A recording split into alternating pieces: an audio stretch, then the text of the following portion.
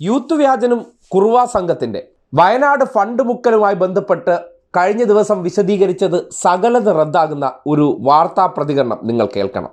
കേരളത്തിലെ ചില മാധ്യമ സ്ഥാപനങ്ങളെങ്കിലും ഉള്ളതുപോലെ ജനങ്ങളോട് പറയുന്നുണ്ട്. പ്രത്യേകതരം പ്രിവിലേജ് ആണല്ലോ യൂത്ത് വ്യാജന്മാർക്ക് കിട്ടിക്കൊണ്ടിരിക്കുന്നത്.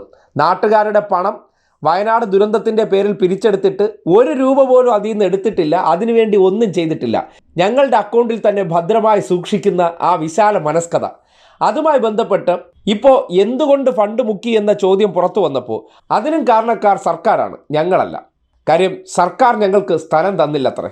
അങ്ങനെ പ്രചരിപ്പിക്കുന്നവരുടെ ഉടായ്പ് എന്താണെന്ന് ഈ പ്രതികരണം ഒന്ന് കേട്ടെ. എന്താണ് യൂത്ത് കോൺഗ്രസ് പറഞ്ഞിരുന്നത്? സർക്കാരിന് കൊടുക്കരുത്, കൊടുത്താൽ അത് അബദ്ധമാണ്, അതെന്തോ ഭയങ്കര കുഴപ്പം പിടിച്ച ഒരു പരിപാടിയാണ്, ഞങ്ങൾ നേരിട്ട് നടപ്പാക്കാം എന്നുള്ളതാണ് സംഘടനകൾ പറഞ്ഞത്. നേരിട്ട് നടപ്പാക്കാമെന്ന് പറഞ്ഞവരാണ് സേവാഭാരതി. 50 വീടുകൾ അവർ സ്ഥലം കണ്ടെത്തി, അവർ അതിൻ്റെ പുറ്റാടെന്ന് പറയുന്ന സ്ഥലത്ത് സ്ഥലം കണ്ടെത്തി അവരതിൻ്റെ നിർമ്മാണം ആരംഭിക്കാൻ പോവുകയാണ്. ഫിലോക്കാലിയ 40 എണ്ണത്തിൽ 25 നിർമ്മാണം ആരംഭിച്ചു. ചെറുകിട ക്വാറി അസോസിയേഷൻ 10 എണ്ണത്തിൽ 5 നിർമ്മാണം ആരംഭിച്ചിട്ടുണ്ട്. തുരുത്തിപ്പുറം ഗ്രാമം ഒരു വീട് കൊടുക്കാമെന്ന് പറഞ്ഞു, അവരതിൻ്റെ നിർമ്മാണം ഏതാണ്ട് പൂർത്തിയാക്കി. പീപ്പിൾസ് ഫൗണ്ടേഷൻ 30, മുജാഹിദ് വിഭാഗങ്ങൾ ഈ വിസ്ഡവും KNM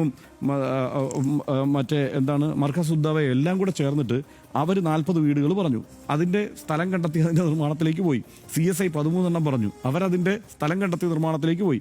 പെന്തക്കോസ്ത് സഭ 11 എണ്ണം പറഞ്ഞു, അവരതിൻ്റെ സ്ഥലം കണ്ടെത്തി നിർമ്മാണത്തിലേക്ക് പോയി. ജമിയത്തുൽ ഉലമ ഹിന്ദ് 12 7, തമിഴ്നാട് മുസ്ലിം ജമാഅത്ത് 14 വീട് സ്ഥലം കണ്ടെത്തി അവർ വീട് പണിയും പൂർത്തിയാക്കി. അതുപോലെ വേറെ മറ്റ് സന്നദ്ധ പ്രവർത്തകരൊക്കെ ആയിട്ട് ഗായകരും ഒക്കെ ആയിട്ടുള്ള എന്തൊക്കെയോ ചെറിയ കൊല്ലം ഷാഫിയുടെ ഒക്കെ നേതൃത്വത്തിലുള്ള ചില സംവിധാനങ്ങളുണ്ടായിരുന്നു. 20 വീടുകൾ കൊടുക്കാമെന്ന് പറഞ്ഞാൽ 5 വീട് ഏതാണ്ട് അവർ പൂർത്തീകരിക്കുന്ന സ്ഥിതിയിലേക്ക് എത്തി. ഇനി എറണാകുളം മുസ്ലിം മഹല്ല് കോർഡിനേഷൻ കമ്മിറ്റി 22 വീടുകൾ സ്ഥലം കണ്ടെത്തി നിർമ്മാണത്തിലേക്ക് പോയി. മുസ്ലിം ലീഗ് 100 വീടുകൾ അത് സ്ഥലം കണ്ടെത്തി അവർ നിർമ്മാണം ആരംഭിച്ചിട്ടില്ല, പക്ഷേ സ്ഥലം കണ്ടെത്തി അതിൻ്റെ നിർമ്മാണത്തിലേക്ക് പോകും. കോൺഗ്രസ് 100 വീടുകളാണ് വാഗ്ദാനം നൽകിയത്, സ്ഥലം കണ്ടെത്തിയിട്ടില്ല, അതിൻ്റെ നിർമ്മാണത്തിലേക്ക് പോകാൻ കഴിഞ്ഞിട്ടില്ല. അതിൽ ഉൾപ്പെടുന്നതാണ് യൂത്ത് കോൺഗ്രസിൻ്റെ ഈ വീടുകളും. അവിടെയാണ് കുഴപ്പം. കാരണം ഈ സംഘടനകൾക്കെല്ലാം പറ്റുന്ന ഒരു കാര്യം അവരിപ്പോൾ പ്രഖ്യാപിച്ചത്. അപ്പോൾ അവിടെ ഡിവൈഎഫ്ഐ ഇപ്പോൾ ആരോപിക്കുന്ന ഒരു കാര്യം, ഞങ്ങൾ 25 വീടുകൾ പ്രഖ്യാപിച്ചപ്പോൾ ചാടിക്കയറി ഇവർ 30 വീടുകൾ പ്രഖ്യാപിച്ചു യൂത്ത് കോൺഗ്രസ്. പക്ഷേ അവർ അതിനുള്ള പണം കണ്ടെത്തിയിട്ടില്ല എന്ന് മാത്രമല്ല, സർക്കാരിൻ്റെ ഈ പദ്ധതിയെ മൊത്തത്തിൽ ഇരുട്ടിലാക്കുകയും ഇത് മൊത്തം കുഴപ്പമാണ് എന്നൊക്കെയുള്ള ആരോപണമായി മുന്നോട്ട് വരികയും ചെയ്തു. പക്ഷേ ഈ കോൺഗ്രസിന് സ്ഥലം കണ്ടെത്താൻ കഴിഞ്ഞിട്ടില്ല, സർക്കാരിന് ഇവർക്ക് യൂത്ത് കോൺഗ്രസിന് സ്ഥലം കണ്ടെത്താൻ കഴിഞ്ഞിട്ടില്ല. ഇന്നിപ്പോൾ കണക്ക് പറയുമ്പോൾ എത്രയാണ്?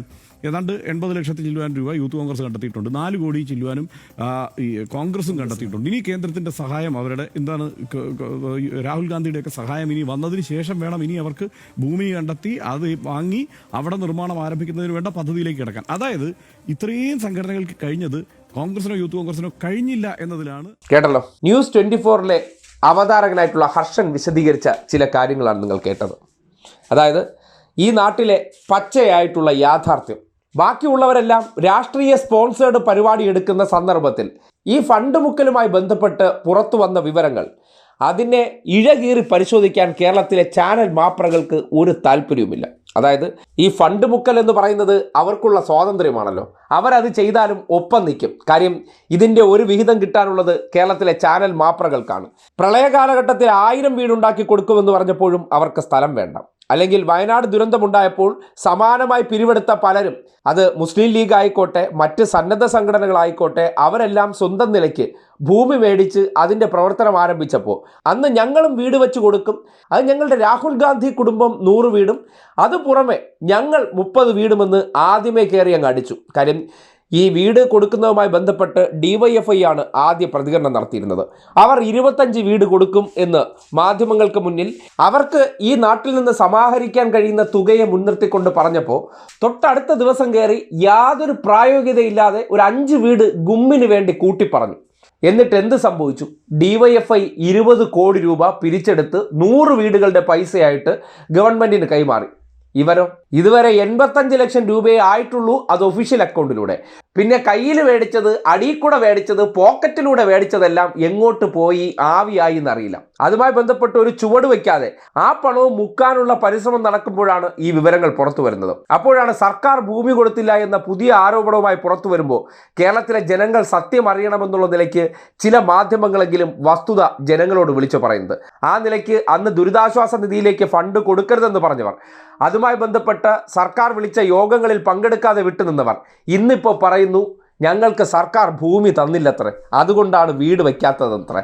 എന്ത് വിളിക്കണം? വ്യാജന്മാരെന്ന് വിളിച്ചാൽ ചിലപ്പോൾ അത് കുറഞ്ഞു പോകും. എങ്ങനെയൊക്കെ കക്കൽ മുക്കൽ നക്കൽ, അതിന് ഏത് സന്ദർഭത്തെ ഉപയോഗപ്പെടുത്തി പിരിവെടുക്കാൻ തയ്യാറായി നിന്നതിന് ശേഷം അതുമായി ബന്ധപ്പെട്ട ഒരു പ്രവർത്തനവും ചെയ്യാതെ കയ്യോടെ പിടിക്കപ്പെട്ടപ്പോൾ ഞങ്ങൾക്ക് ഭൂമി കിട്ടാത്തതുകൊണ്ടാണെന്ന് പറയുമ്പോൾ പിരിച്ചെടുത്ത സകലമാന പേർ, അത് ഇവരുടെ UDF എന്ന മുന്നണിയിൽ നിൽക്കുന്ന മുസ്ലിം ലീഗ് വരെ സ്വന്തം നിലയ്ക്ക് സ്ഥലം കണ്ടെത്തി. ഒന്നും ചെയ്യാതെ അതും സർക്കാരിൻ്റെ ഉത്തരവാദിത്തമാക്കി മാറ്റുന്നുണ്ടെങ്കിൽ ഈ കഴിവുകേടിനെയാണോ നിങ്ങൾ നാട് ഭരിക്കാൻ ആഗ്രഹിക്കുന്നത് എന്ന ചോദ്യം മാത്രമാണ് മുന്നിൽ വയ്ക്കാനുള്ളത്.